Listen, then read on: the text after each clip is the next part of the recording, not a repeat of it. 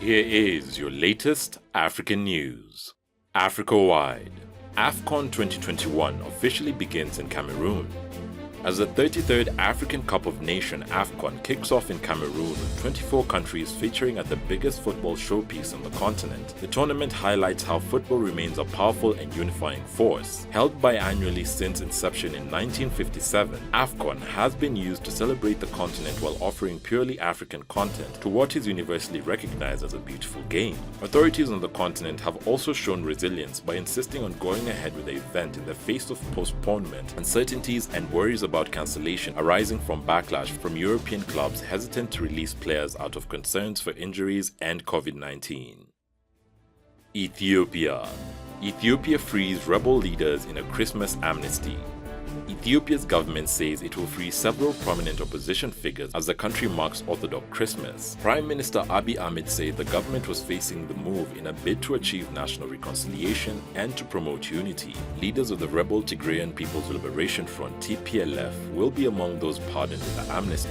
Government forces have been fighting the rebels for over a year in a war that has claimed thousands of lives. The surprise pardon comes amid a lull in the 15-month-long conflict, which has recently seen government forces retake the initiative and capture several rebel-held towns. Announcing the new amnesty, the government communications service said in a statement that, and I quote, "The key to lasting unity is dialogue and that Ethiopia will make any sacrifices to this end." Mali.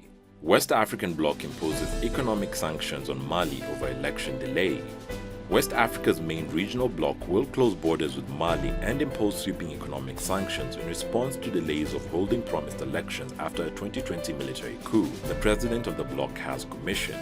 The announcement followed an extraordinary summit of the leaders of the 15-member Economic Community of West African States, ECOWAS, in the Ghanaian capital Accra. In a communique, ECOWAS said it found the proposed timetable for a transition totally unacceptable.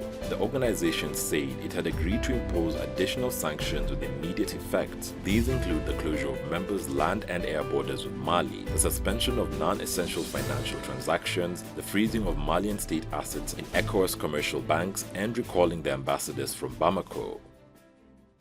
Somalia. Somalia leaders agreed to hold delayed elections by February 25th.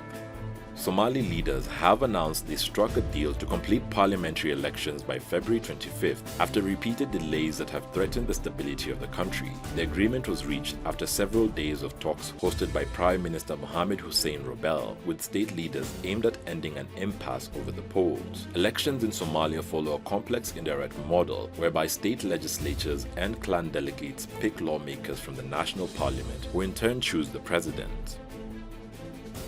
Diaspora. Sidney Poitier, acting pioneer, died aged 94.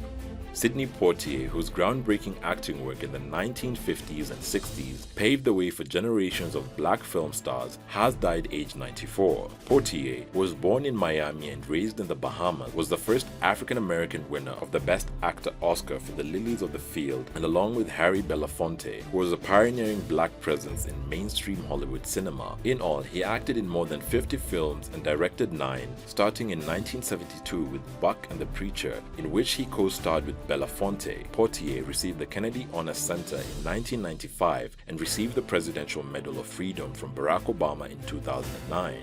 May he rest in peace. Thanks for watching. Please subscribe, share, and like this video. It's the best way of supporting us. Also, don't forget to catch the return of our show, Africa in the News, on our channel. You can directly support this new series by becoming our YouTube member or becoming a Patreon and donating. And remember, Africa is watching.